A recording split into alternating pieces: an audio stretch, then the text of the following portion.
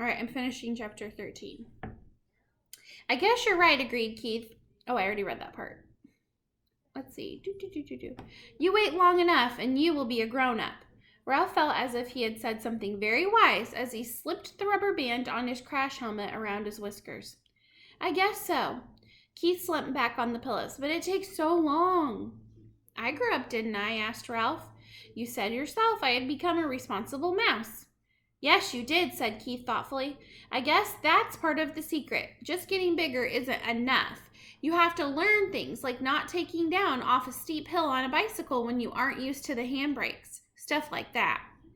Ralph walked with a slight swagger to the motorcycle. He grabbed the hand grips and threw his leg across the seat. He remembered to pick up his tail before he started. He took off across the carpet and circled the room, covering the rough parts under the dresser and chair and coming to a halt beside the bed. She has good balance on a rough road, said Ralph with authority. She's a mighty fine machine. Say, Ralph, said Keith, suddenly sitting up, how would you like to come with me when we leave the hotel? Come with you? Ralph was stunned. He had expected to live and die in the Mountain View Inn, and now he was being offered the opportunity for travel that he had dreamed of. Yes, come with me to San Francisco and then back to Ohio. Ralph's first thought was of the motorcycle. If he went with Keith, he would have to be separated from the motorcycle. Keith must have sensed Ralph's thoughts because he said, You could ride the motorcycle every day. Ralph was silent. He had begun to think of other things. His family, the permission he had earned to visit the ground floor, Keith's family and how they might feel about a mouse. Come on, Ralph, said Keith. You could travel in my pocket. Your mother doesn't care for mice, Ralph pointed out. Not running around loose, agreed Keith, but she let me keep a couple of my white mice once. I still have their cage at home, and you would be very comfortable in it. Comfortable in a cage? Ralph was horrified. No, thank you. Oh, come on. Would you like to be shut up in a cage? Demanded Ralph. Well, no, but neither would I, said Ralph, especially now that I can finally go to the ground floor. In his disappointment, Keith slumped back on the pillows once more. I guess I knew you really wouldn't want to come, he said. I understand. I sure would hate to see this motorcycle leave, said Ralph, and then he added hastily, and you too, of course. The boy and the mouse were silent. Both were thinking of their wishes and their regrets, and their wishes could not come true, and that their wishes could not come true. Keith rolled over on his side and propped his head up on his fist. Would you like to keep the motorcycle? He asked. Keep it? Me? Sure, said Keith. I can save up my allowance and buy another one when we get back to Ohio. You really mean it? Ralph could scarcely contain his excitement. Keep it for my very own? Of course. How come? Ralph wanted to know. I just like to think of you riding it, said Keith. You know, if you grew up enough to be trusted with a mouse-sized motorcycle, maybe someday I could earn a big one. The excitement drained out of Ralph. I can't. I don't have any place to keep it. It's too big to go through the knothole, and I couldn't hide it behind the curtain forever because I've heard that after Labor Day, when there aren't so many tourists, they take the curtains down to be cleaned. That is a problem, agreed Keith. There must be some place in a big hotel like this where you could keep a motorcycle.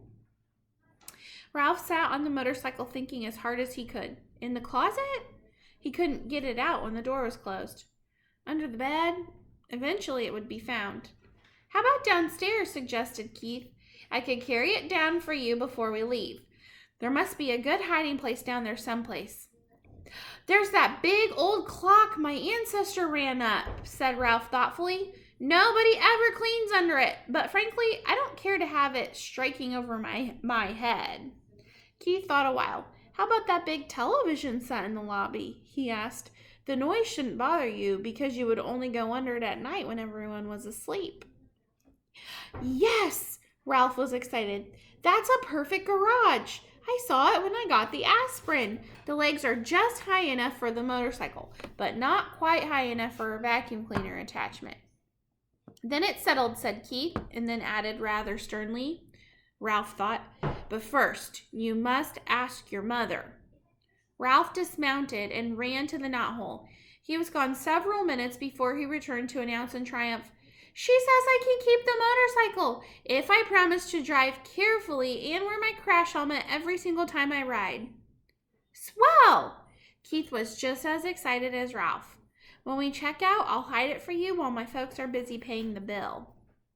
"I can't thank you enough."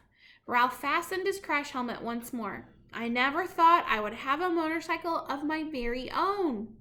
Keith lay back on the pillow and smiled at the mouse mounting the motorcycle. "It will be fun to think of you riding around that big old lobby when I'm back in Ohio this winter going to school. And when the teacher asks us to write a composition about our summer vacation, I can write about meeting a brave mouse named Ralph who rode a little motorcycle. And I'll tell about your bringing the aspirin. Except I'll have to call it a pill because I can't spell aspirin. Of course, the teacher won't believe it, but she'll probably say I showed imagination."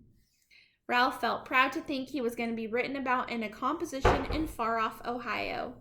He grabbed his tail, gunned the motor, and took off, heading for the threadbare part of the carpet that made such a good speedway.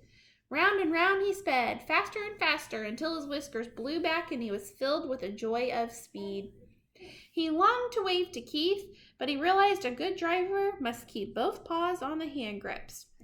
He glanced up and noticed that Keith's eyes were closed. The boy had fallen asleep with a smile on his face. Ralph dragged his heels to brake the motorcycle. Quietly, he parked it beside the bed, and quietly he removed his crash helmet and hid it behind the curtain. He did not want to disturb the sleeping boy. Ralph could wait to ride the motorcycle. It was his to keep. There's the end. Thank you for listening with me to my very first online read aloud.